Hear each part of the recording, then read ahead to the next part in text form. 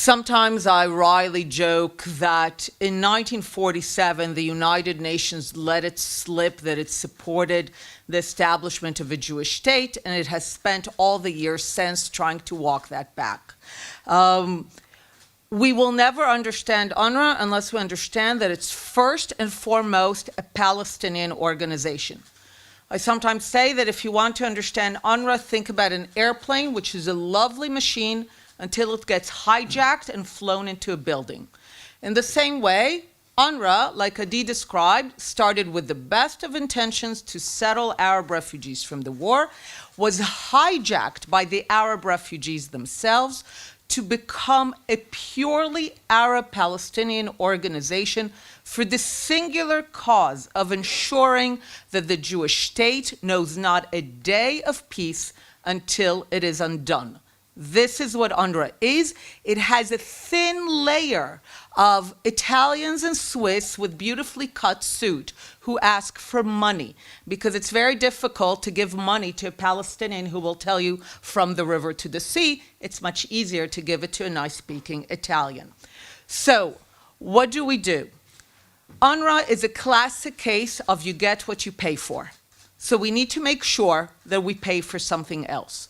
For 75 years, money, legitimacy, support, services, aid were funneled to the perpetuation of the myth that Palestinians are still, uniquely from all the tens of millions of refugees throughout the 20th century, that they are still refugees from a war that we think ended 75 years ago, but they don't think it ends until they win it to their cause of no Jewish state. So all the Western legitimacy, the global legitimacy, the funding, the aid, the services were funneled to the perpetuation of the myth of the refugee status and to the belief in the fictional idea of a right of return. And lest we think return is an innocent idea of just feelings of nostalgia to a home that belonged to a great-grandparent in where today is Israel, October 7th is return. October 7th is the realization of the Palestinian vision of return. It was never an innocent idea. It always had the element of violent, brutal triumphalism over the Jewish state. So all the money supported that for 75 years. So what we need to ask right now is not who will replace UNRWA. That doesn't matter. What?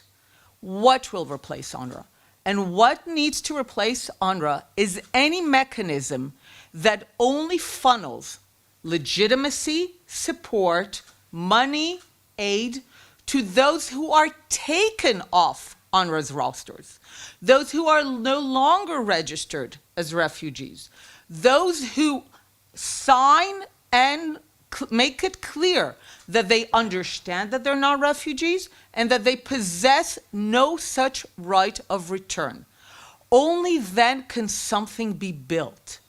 Adi and I are on the record now with books and essays and lectures and meetings telling donor countries for years, don't give a single dollar, don't give a bag of cement to UNRWA anywhere, and certainly in Gaza, as long as the people of Gaza, 75% of whom are still registered by UNRWA as refugees from Palestine, don't give them anything as long as their dominant ideology is not to think of Gaza as the home which they wish to make into the pearl of the Mediterranean, the Dubai of the Levant.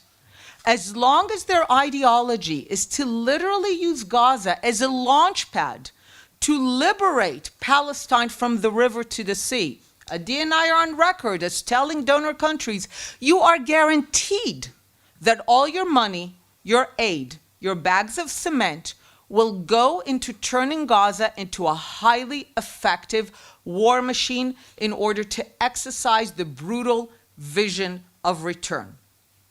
So this is what we need to say. Doesn't matter who replaces UNRWA.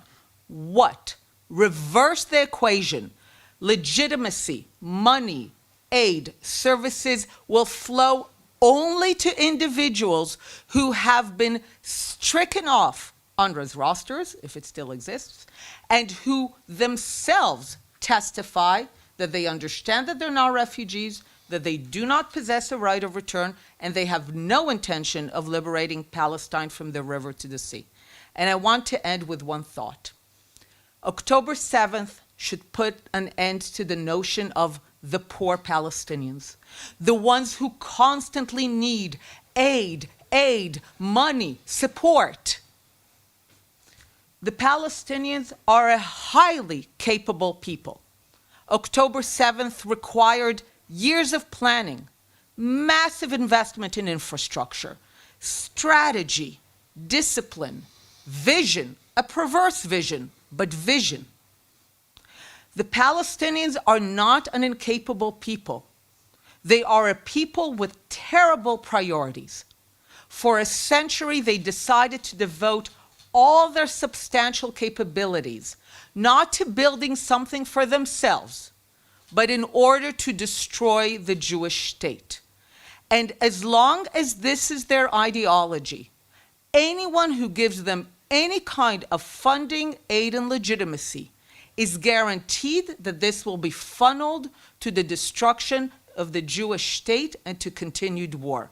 And if people really want peace, like Hillel says, they really want to abide by the principles and the vision of the United Nations, reverse the equations, support those who want to put the war behind us, not the ones who want to keep fighting that war. Thank you.